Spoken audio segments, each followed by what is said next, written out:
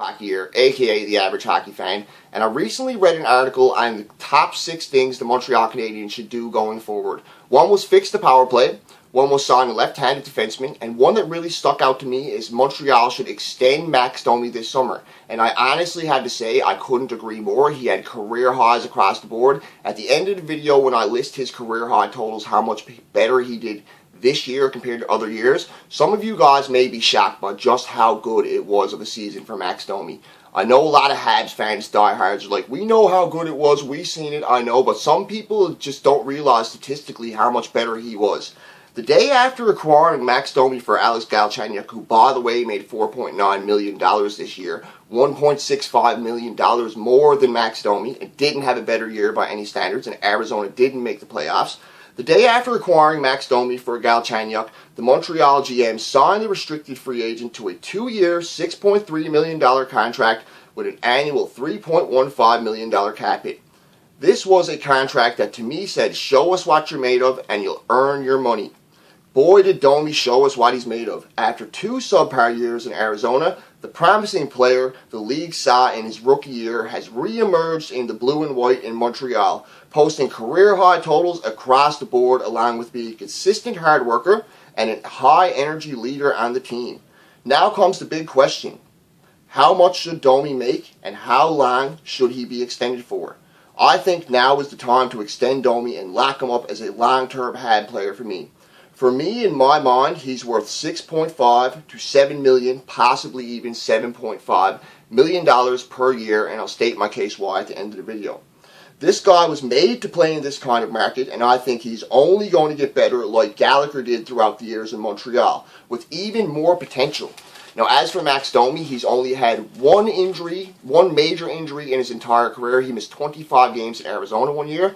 He was healthy all of last year, healthy all of this year, pretty much healthy except for one game all of his rookie year, and missed those 25 games, and I believe a couple more due to a suspension or something like that in Arizona, in not last year but the year before. But as for Max Domi, his contract currently is $3.15 million per year till 2019-2020. His expiry status is an RFA. He's 24 years old, so nowhere near his prime yet.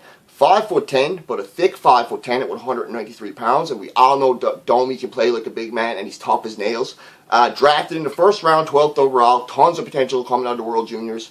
In 4 career years, he has 304 games played, 64 goals, 143 assists, 207 points, was a +7 with 9 power play goals, 34 power play assists, 43 power play points, a 10.4 shooting percentage, 164 hits, 113 block shots, and he averaged 16 minutes and 51 seconds per game over his career. But he averaged more than that in Montreal. Because in Montreal in 2018-2019, the sky's the limit for this kid because the totals really went up. In 82 games played, he had 28 goals, 44 assists, 72 points, +20 with 4 power play goals, 7 power play assists, 11 power play points, 53 hits, 39 block shots, career high in shooting percentage as well, 13.8, and 17 minutes and 23 seconds per game.